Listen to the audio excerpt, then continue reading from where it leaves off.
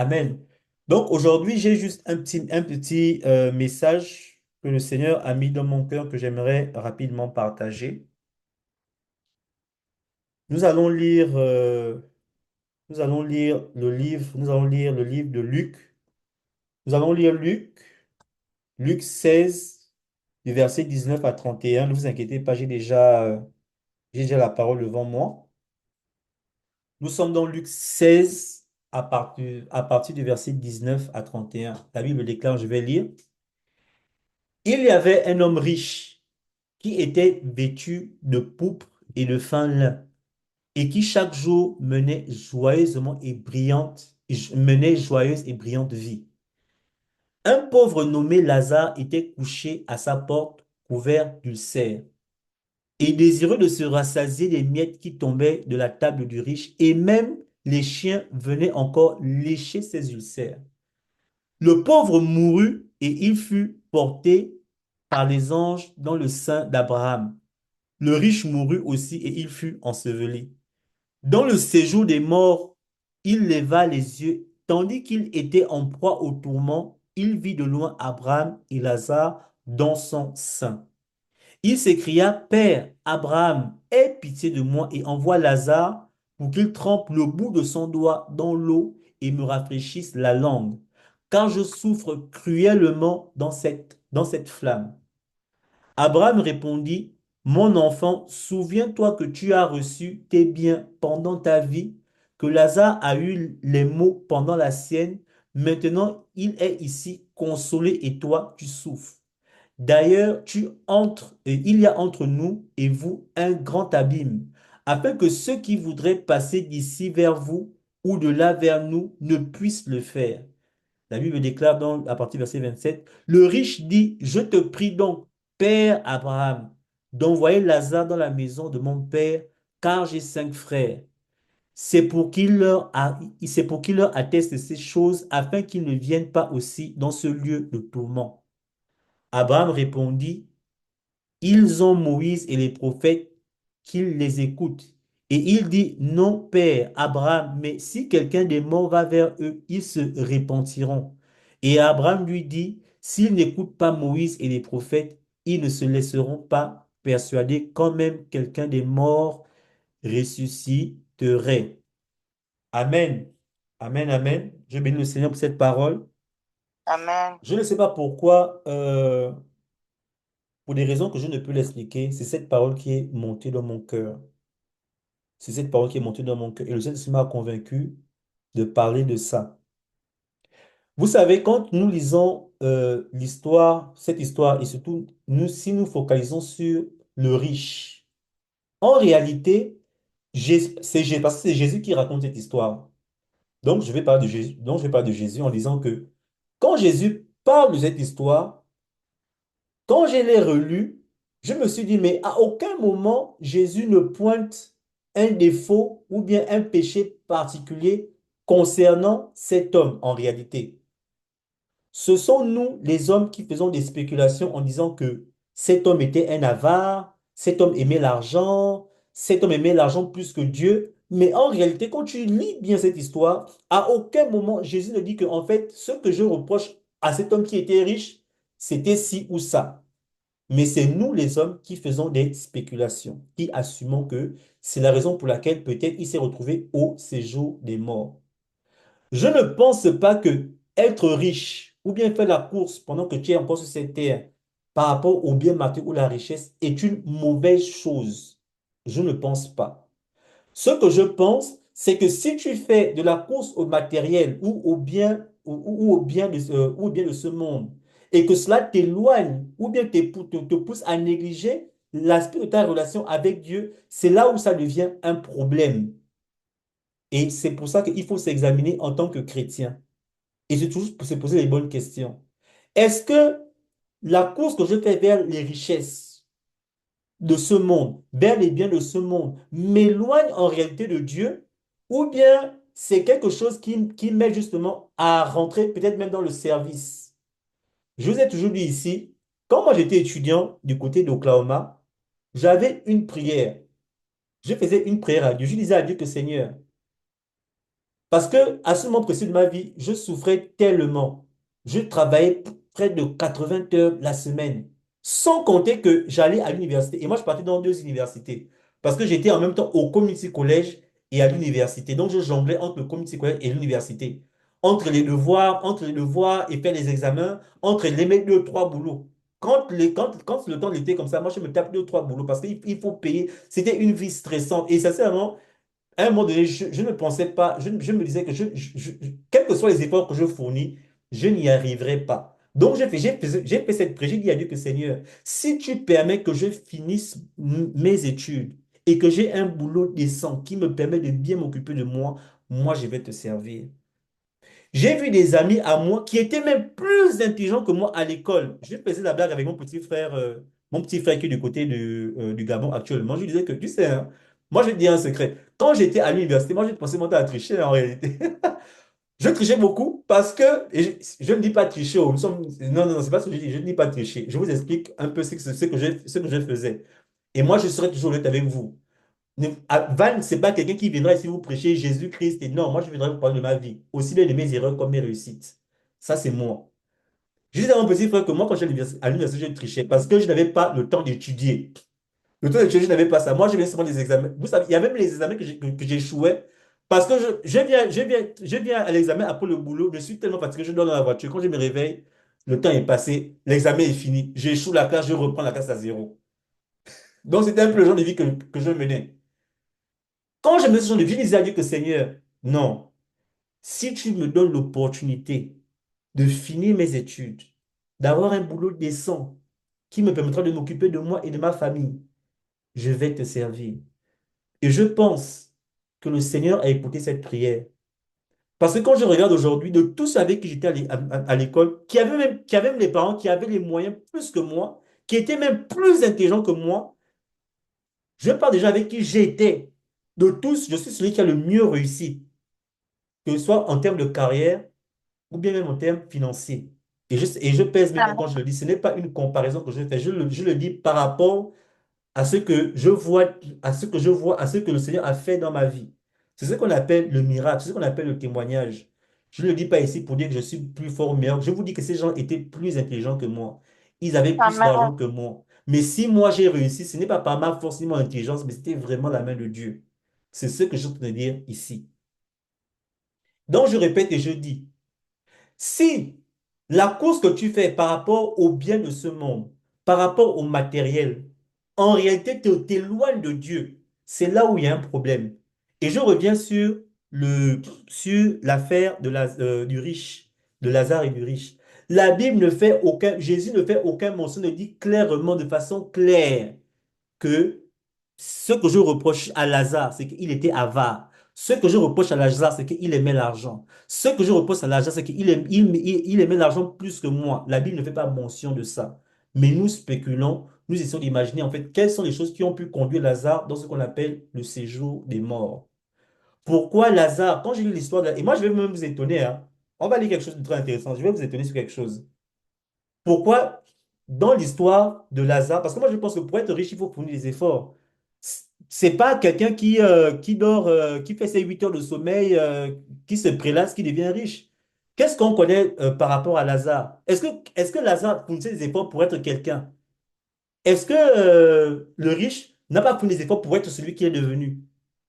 Mais pourquoi Dieu, d'une certaine façon, va mettre en avant Lazare? Est-ce qu'être pauvre, en fait, te donne tout de suite accès au ciel? Parce que tu es pauvre, tu vas aller au ciel. Est-ce que c'est vraiment ça l'évangile? Moi, je ne pense pas. Mais il y a une raison pour laquelle le Seigneur a mis Jésus-Christ, quand il raconte cette histoire, il met en avant Lazare. Il y a une raison pour laquelle. Et cette raison, malheureusement, on ne peut pas dire de façon claire que c'est ci ou ça. Par contre, pourquoi je parle de cette histoire? Voici quelque chose d'intéressant dans cette histoire, en fait, qui m'a aidé à comprendre qui était le riche. Écoutez bien, vous allez voir cette histoire dans une autre perspective. La Bible déclare à partir du verset 17, la Bible déclare c'est toujours Luc 16 à partir du verset 17. Écoutez bien, la Bible déclare ceci. Le riche dit, je te prie donc, Père Abraham, d'envoyer Lazare dans la maison de mon père, car j'ai 5 frères. c'est pour qu'il leur atteste ces choses, afin qu'ils ne viennent pas aussi dans ce lieu de tourment. On peut dire, on peut reprocher tout ce qu'on peut reprocher à Lazare. Je ne suis pas contre les gens qui font des prédications par rapport et qui assument que Lazare était avare et tout. Je ne suis pas contre. Mais il y a une chose mais il y a une chose qu'on peut pas enlever à Lazare, c'est que Lazare avait un très bon cœur. Parce que Lazare, malgré les souffrances qu'il vivait dans les séjours des morts, il pensait à ses frères. Mais bien aimé, ce n'est pas tout le monde en fait, lorsqu'il vit la vie, il échoue et il dit alors que non, mon frère, si tu prends le même chemin que j'ai pris, toi aussi tu vas échouer. Donc ne passe pas par là. Ce n'est pas tout le monde qui le fait et ce n'est pas uniquement une personne, ce n'est pas une mauvaise personne qui va le faire. Il avait le cœur. Lazare avait un cœur. Parce que je m'imagine à sa place, qu'est-ce que moi j'aurais fait? Ah non, moi je me serais dit que mais le gars là, il m'a fait tel coup. Non, il doit aussi venir en enfer. Il doit aussi venir me retrouver ce jeu des bons. On ne connaît pas la relation qu'il avait avec ses cinq frères. Et vous-même, vous connaissez dans votre famille les relations que vous avez avec vos frères. Ce n'est pas avec tous vos frères que vous entendez. Mais malgré ça, il a dit à Abraham que non, je ne veux pas que mes frères viennent me retrouver là où je suis. Parce que ici, là, ce n'est pas bon. Ça démontre le cœur aimant, le bon cœur, en fait, que le riche avait. C'était un homme qui avait un très bon cœur. Mais malgré cela, il s'est retrouvé dans le séjour des morts pour les raisons que moi je veux dire que Jésus-Christ connaît. Voici pourquoi je dis souvent, hein, vous savez, hein, vous savez, la vie chrétienne, ce n'est pas une question de moralité. Ce n'est pas vivre dans la morale. C'est quoi vivre dans la morale? Ça veut dire que non, je ne vole pas parce que ce n'est pas bien. C'est ça la morale. La vie chrétienne, c'est je ne vole pas parce que la parole de Dieu me dit de ne pas voler. Parce qu'en réalité, il y a une puissance. La dernière fois, j'ai parlé de la sanctification. Il y a une puissance. Quand tu exécutes, quand tu lis selon la parole de Dieu, c'est ça en fait qui te donne la puissance en réalité. Ce n'est pas la morale. Si tu vis la vie chrétienne selon la morale, je ne vais pas si parce on va mal me voir parce que ce n'est pas bien selon la société et tout, tu as déjà échoué. Et tu peux te retrouver aussi dans le séjour des morts. Amen. Donc, Amen. je prie beaucoup Dieu que le Seigneur nous donne la force de pouvoir regarder autour de nous. Quelles sont les choses que nous mettons en priorité vis-à-vis de Dieu? Quelles sont les choses qui peuvent nous disqualifier? Non, mais moi, je me dis même Lazare parce que, excusez-moi le riche, parce que je me dis, moi, si Dieu doit commencer à compter mes péchés, mais moi c'est le séjour des morts direct, moi, c'est l'enfer direct. Il y a tellement de choses que le Seigneur peut me reprocher. Mais quelqu'un, vous voyez, regardez quelqu'un comme ça, c'est difficile de voir clairement quel est le péché qu'il a commis. Parce que comme je vous l'ai dit, être riche, ce n'est pas péché. Devenir riche, vouloir être riche, ce n'est pas péché. Et aussi, être pauvre, ce n'est pas le statut par excellence qui te donne l'accès au ciel. Il faut arrêter ça. Ça, c'est l'évangile que excusez-moi, peut-être les catholiques nous prêchaient à l'époque, qui ont mené l'Afrique un peu dans les déboires dans lesquels nous connaissons, mais c'est faux. C'est faux. Tout au contraire même. C'est quand tu es pauvre que ce sont les pauvres qui sont beaucoup plus dans la sorcellerie, dans la magie, dans les choses occultes parce ils veulent être riches. Le problème, c'est le processus. Le problème, c'est les priorités. Est-ce que Dieu est ta priorité? Ok, si Dieu te donne ce que tu cherches, qu'est-ce que tu feras de ça? Est-ce que tu auras toujours le temps de chercher Dieu comme tu cherches aujourd'hui ou bien tu vas l'oublier? Amen. Le riche était dans ce qu'on appelle le séjour des morts. Et vous devez comprendre que le séjour des morts, c'est un lieu d'attente. Ce n'est pas encore ce qu'on appelle l'enfer. Je vais lire euh, Apocalypse 20 12. Ça, ce sont les choses que j'ai utilisées beaucoup quand j'ai fait l'enseignement, mais je vais lire ça pour juste clarifier cette partie. La Bible déclare dans Apocalypse 20 à partir du verset 12 à 15. Et je vis les morts, les grands et les petits qui se tenaient devant le trône. Des livres furent ouverts et un autre livre fut ouvert, celui qui est le livre de vie, et les morts furent jugés selon leurs œuvres, d'après ce qui était écrit dans ces livres. Verset 13. La mer rendit les morts qui étaient en elle La mort et le séjour des morts rendirent les morts qui étaient en eux, et chacun fut jugé selon ses œuvres. Et la mort et le séjour des morts furent jetés dans les temps de feu. C'est ce qu'on appelle la seconde mort, les temps de feu. Et quiconque ne fut pas trouvé écrit dans le livre de vie fut jeté dans les temps de feu. Ma prière pour toi, ce que je te souhaite, c'est que tu sois trouvé dans le livre de vie. C'est que tu ne passes pas par ce qu'on appelle le séjour des morts. Ce que je viens de lire là, Amen. il y a tellement de révélations de choses que je peux commencer à décortiquer selon les révélations que le Seigneur m'a données. Mais je vais juste dire, parce que je pense que ce n'est pas ce n'est pas le lieu ni le moment. Ce que je veux faire ressortir là, c'est que quand, excusez-moi, quand le riche s'est retrouvé dans le séjour des morts, il était dans un lieu d'attente. Il était dans un lieu d'attente, en attente de quoi? Du jugement. Et lorsque le jugement viendra, s'il est trouvé coupable, selon qu'il n'est pas dans le livre de vie, il sera jeté dans les temps de feu. Et c'est ce qu'on appelle la seconde mort. La seconde mort, c'est une vie dans l'éternité. La seconde mort, c'est une vie où la souffrance ne s'arrête pas. C'est ce que nous voulons éviter pour nous qui sommes chrétiens. La finalité de la vie, c'est qu'à un moment donné, nous allons tous rendre l'âme de façon physique. Mais nous rendrons compte à Dieu selon les œuvres que nous avons eu à poser sur la terre, selon ce que toi et moi nous avons eu à faire. Et Dieu va nous dire que par rapport à tel ou tel, par rapport à la vie que tu as menée, voici ce que je te reproche. Le jugement. Voici pourquoi nous devons vivre de façon diligente. Nous devons nous efforcer de vivre dans ce qu'on appelle la sanctification. Nous ne devons pas seulement rechercher les biens et le matériel de cette terre, parce que la Bible dit que tout passe sauf ma parole. Nous devons avoir ce double regard sur la vie. Amen. Je bénis beaucoup Dieu parce que quand j'étais avec Augustin, c'était quelqu'un qui avait beaucoup de projets. Même parce que lui et moi, la vérité, c'est que lui et moi, on travaille dans la société qu'on appelle Gremlins Community of USA. Il avait beaucoup de projets par rapport à la communauté. Il veut faire ci, il veut faire ça, il va créer des... Il avait beaucoup de projets, mais aujourd'hui, il ne pourra jamais réaliser cela. Et je prie Dieu qu'il a préparé la vie après la mort. Parce que là commence l'éternité et l'éternité ne finit pas. Et pour toi et moi qui écoute ce message, voici pourquoi la Bible déclare ceci, qu'il vaut mieux être dans une maison de deuil. Parce que c'est là où en fait l'homme peut se reposer, peut se repositionner par rapport à la vie, par rapport à tes objectifs, par rapport à tes ambitions, par rapport à ce que tu veux. Est-ce que ce que tu cherches est plus important que Dieu? Est-ce que ce que tu fais est plus important que Dieu? Dieu ne nous empêche pas d'être riches. Au contraire même, Dieu souhaite même que nous puissions prospérer. La Bible dit que je veux que tu prospères et que tu prospères à tous égards. Parce que moi, je suis de ceux qui croient que c'est quand tu es à l'aise, quand tu es riche financièrement, que tu as le temps, que tu as même tout le temps de pouvoir justement servir le Seigneur.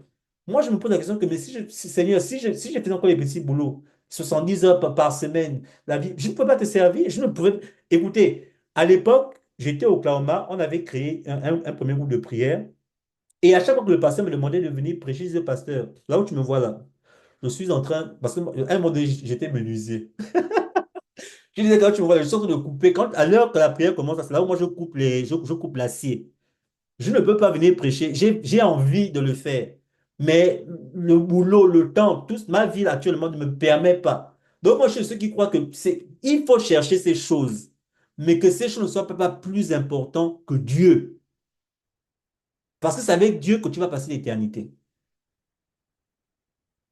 Amen. Donc, j'espère que je n'ai pas découragé ceux qui veulent être riches. Tout au contraire, ce que je vous dis, c'est que regardez Lazare. Parce qu'il faut faire très attention. Parfois, ça peut être à cause d'une petite chose que tu as négligée que tu vas rater le ciel. Ça peut être aussi difficile que ça. Et je ne veux pas que cela soit notre partage. J'ai la foi de voir qu'autant que nous sommes, malgré nos imperfections, souvent nous tombons, nous nous relevons. Mais j'ai la foi de croire que quel que soit quoi, l'objectif premier, c'est que nous rentrons dans la gloire avec ce Jésus-Christ. Les efforts que tu fournis aujourd'hui, chaque mercredi, tu pries pour les gens, tu prêches pour les autres, tu te donnes à l'église, non, je ne veux pas. C'est mon souhait, le plus ultime, que le Seigneur vraiment, si tu peux m'échouer cette terre, tu peux échouer cette terre, mais ne rate pas le ciel. Ne rate pas le ciel. Et c'est mon message pour toi. Cherche tout ce que tu cherches avec force, vigueur, avec oui, Dieu n'interdit pas ces choses. Mais ta première priorité, c'est d'abord Dieu. Et quand tu fais de Dieu tes délices, c'est là où tu donnes tout ce que ton cœur désire. Parce qu'il sait, comme quand j'étais au clamé, il savait que, en fait, lui, il arrive au niveau où il sait que, où en fait, il me dit que si je le bénis, il va me servir. Tu sais quoi, je vais le bénir. Ce qui fait que quand j'ai eu mon bachelor en 2018, décembre 2018, j'ai toujours été à côté des pasteurs. C'est vrai, j'ai fait mes erreurs. C'est vrai, souvent, je n'ai pas, j'ai certainement fait, j'ai certainement pas écouté la voix de Dieu. C'est les erreurs, c'est comme je le disais récemment. Est-ce possible pour un homme de marcher sans erreur, sans faire les erreurs, sans les remords, sans les regrets? Je ne sais pas. Mais en ce qui me concerne, et pour la majorité des personnes, je sais que 90%, 80% des personnes font des erreurs. Maintenant, à ces gens-là, qu'est-ce qu'on peut leur dire? De dormir sur leurs erreurs ou bien je leur dis de se lever, de continuer la marche? Parce que c'est pas tout le monde qui est premier à l'école. Et pour ceux qui sont moyens, on fait quoi d'eux? On les balance de la société, ils ne valent rien. Moi, j'ai la foi de croire que toi et moi, nous pouvons changer notre statu quo. Toi et moi, nous pouvons être des gens que le Seigneur va utiliser pour sauver des masses. La Bible déclare que Dieu aime prendre ce qui est vil, ce qui a l'air faible, ce que les gens ne considèrent pas pour en fait confondre les sages et les forts. C'est là où se réside sa puissance. Si Dieu prenait ce qui était déjà fort, en quoi est-ce que je peux voir sa gloire? Dieu a du plaisir à prendre justement ce qui n'est rien pour le mener au sommet. Et c'est un voyage qu'il veut faire avec toi. Donc, je vais bénir le Seigneur. Je veux que nous puissions